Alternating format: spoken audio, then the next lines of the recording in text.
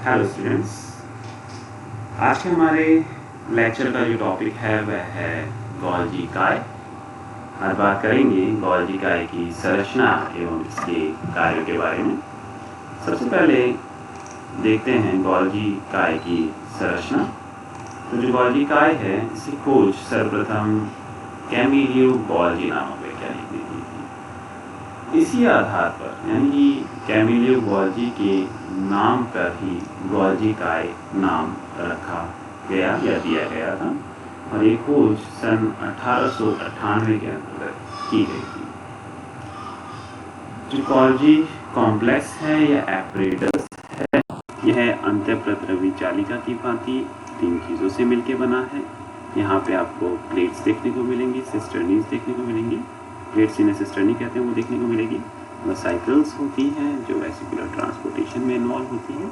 साथ ही interconnecting tubules देखने को मिलती हैं। जो गोल्जी काय है वह अत्यधिक प्लियोमॉर्फिक है। प्लियोमॉर्फिक मतलब जो एक निश्चित आकार का नहीं होता है। अलग अलग ऑर्गेनिज्म के अंदर ये अलग अलग शेप्स या आकार का देखने को मिलता है।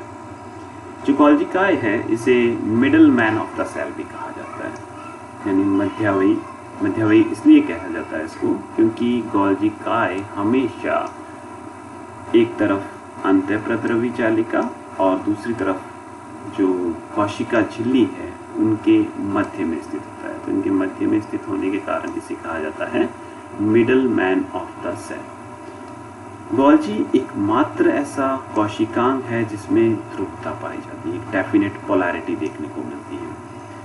इसकी एक फेज जो कि अंतःप्रद्रवी जालिका की तरफ होती है, वह फेज जो अंतःप्रद्रवी जालिका की तरफ होती है वह फेज होती है उत्तल या कॉन्वेक्स प्रकार की, जिसे कहा जाता है सिस फेज। और दूसरी फेज जो होती है प्लाज्मा मेम्ब्रेन की तरफ या कोशिका झिल्ली की तरफ, ये हमेशा अवतल या कॉनकेव प्रकार की होती है, जिसे कहा जाता है ट्रांस फेज।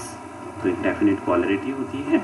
एक फेज सिस फेज कहलाती है जो हमेशा उपस्थित रहती है अंतःप्रद्रवी जालिका की तरफ, और दूसरी फेज ट्रांस फेज जो उपस्थित रहती है कोशिका झिल्ली की तरफ। डिक्टियोसोम्स की बात करें तो जो गोल्जी के सिस्टर्नी हैं वो आपस में स्टैक्स बनाते हैं और ये जो स्टैक्स होते हैं वह कहलाते हैं डिक्टियोसोम्स। तो जो सिस्टर्नी के स्टैक्स हैं ये स्टैक्स कहलाते हैं डिक्टियोसोम्स।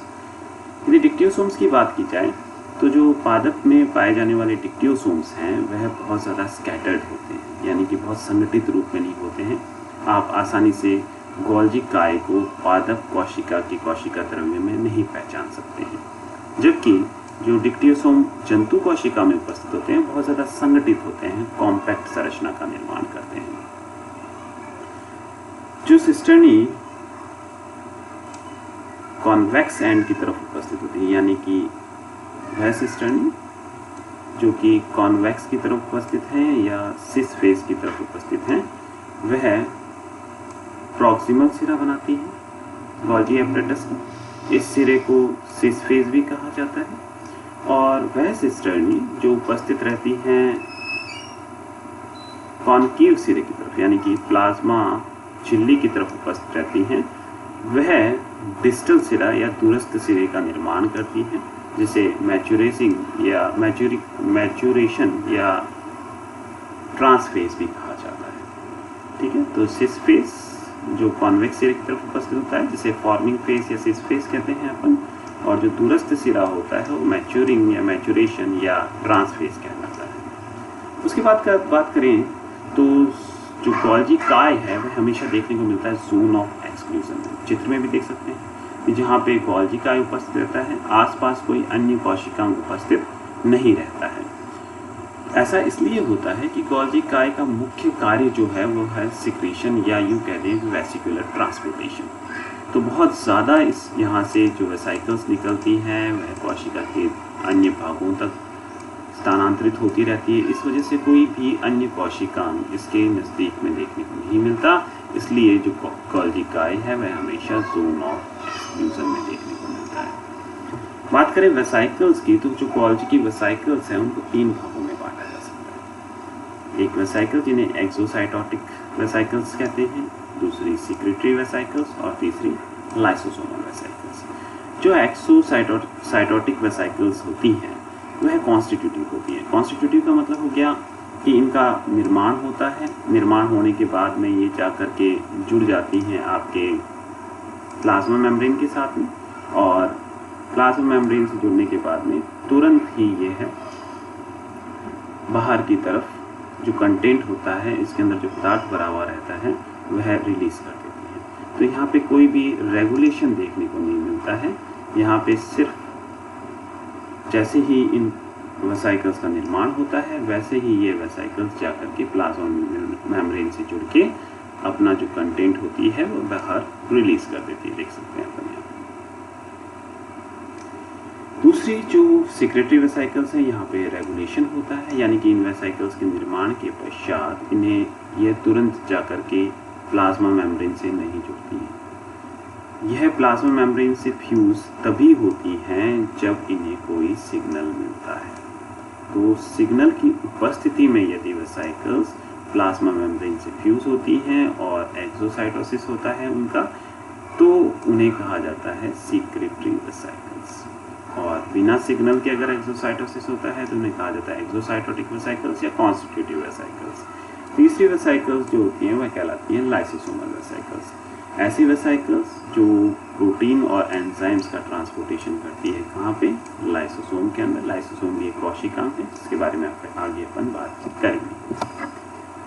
बात करते हैं गोल्जी काय के कार्यों के बारे में। तो सबसे महत्वपूर्ण कार्य जो गोल्जी काय का वह है प्रोटीन की सॉर्टिंग और प्रोटीन की टारगेटिंग। देखो पता है कि जो डीएनए है वह केंद्रक के अंदर उपस्थित रहता है। इस डीएनए से अनुलेखन के माध्यम से एमआरएनए का संश्लेषण होता है। एमआरएनए जो है वो न्यूक्लियर पोर कॉम्प्लेक्स के माध्यम से भेज दिया जाता है कोशिका द्रव्य के अंदर, और कोशिका द्रव्य में आने के बाद में इससे राइबोसोम बन जाते हैं।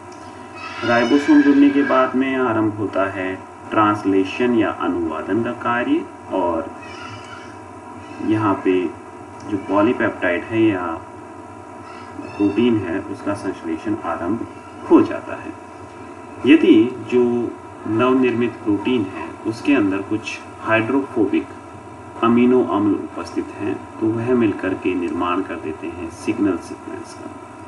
तो जो नवनिर्मित प्रोटीन है यदि इसके ऊपर सिग्नल सीक्वेंसेस उपस्थित रहती हैं तो यहाँ पे इस प्रोटीन का संश्लेषण अवरुद्ध हो जाता है। उसके पश्चात कुछ साइटोसोलिक एडेप्टर मॉलिक्यूल, ये अपन ने बात की थी एंडोप्लाज्मिक रेटिकुलम की जब अपन ने बात की थी उस समय भी, तो कुछ साइटोसोलिक एडेप्टर्स जैसे कि एसआरपी होता है सिग्नल रिकॉग्निशन पार्टिकल, ये जाकर के इस सिग्नल सीक्वेंस को पहचान लेता है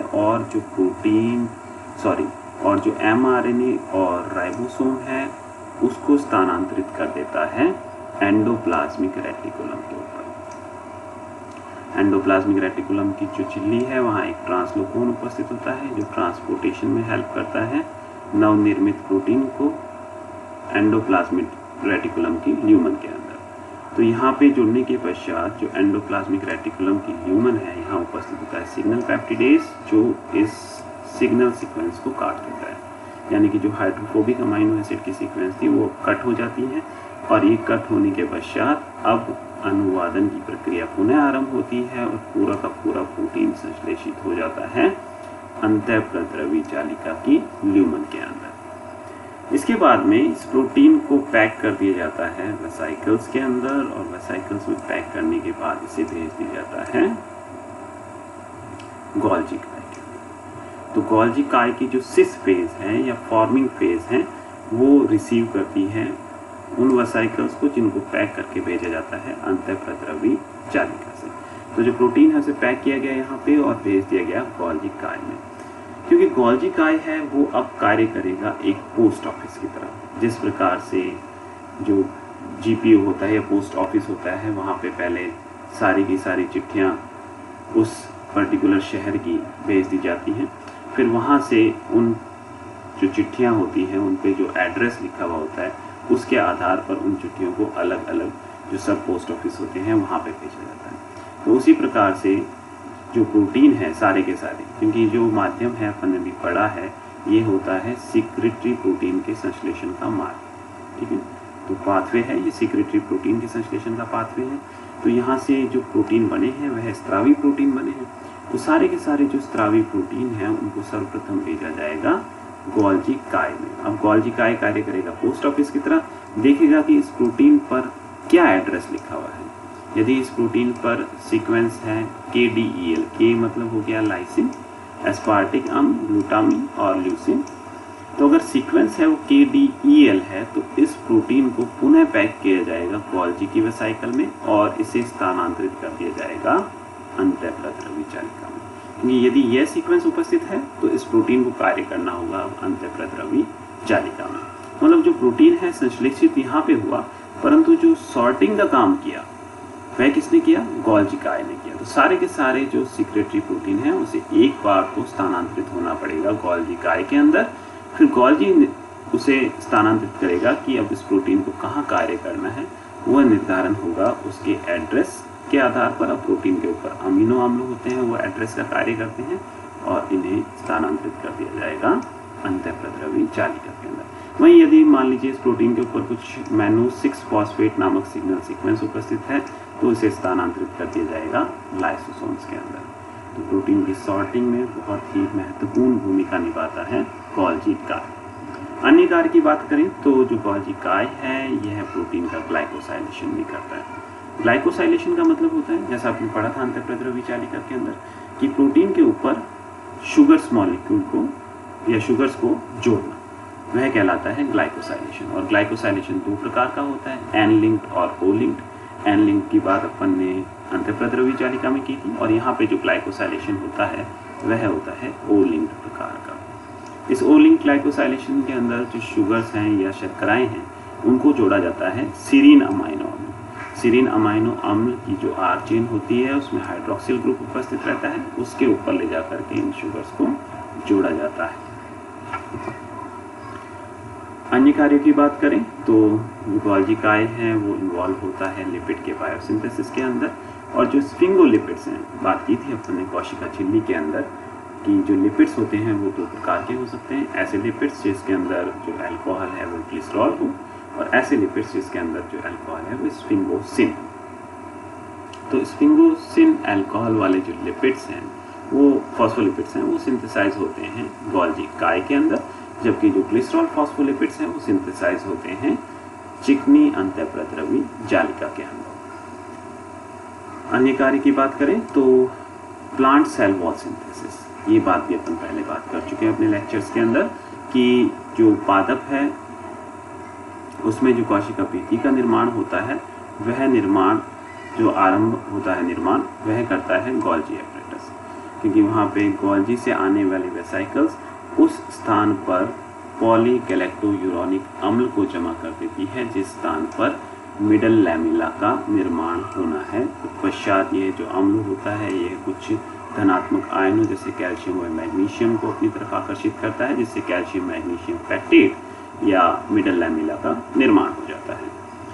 अन्य कार्य की बात करें तो एक्रोसोमल प्रोसेस के अंदर भी उपस्थित रहता इन्वॉल्व होता है गोल्जी काय। एक्रोसोमल प्रोसेस की अगर बात की जाए तो जो स्पर्म है उसका जो एंटीरियर भाग है, अग्रस्त सिरा है, वहाँ पे एक्रोसोम उपस्थित रहता है। स्पर्म का अग्रस्त सिरा है वहाँ पे एक्रोसोम उपस्थित रहता है, और जो एक्रोसोम है वो महत्वपूर्ण भूमिका निभाता है स्पर्म को एग से फ्यूज कराने के अंदर। तो जो एक्रोसोम है इसका निर्माण भी गोल्जी एपरेटस से आने वाली वेसाइकल्स करती हैं जिनके अंदर डाइजेस्टिव एंजाइम उपस्थित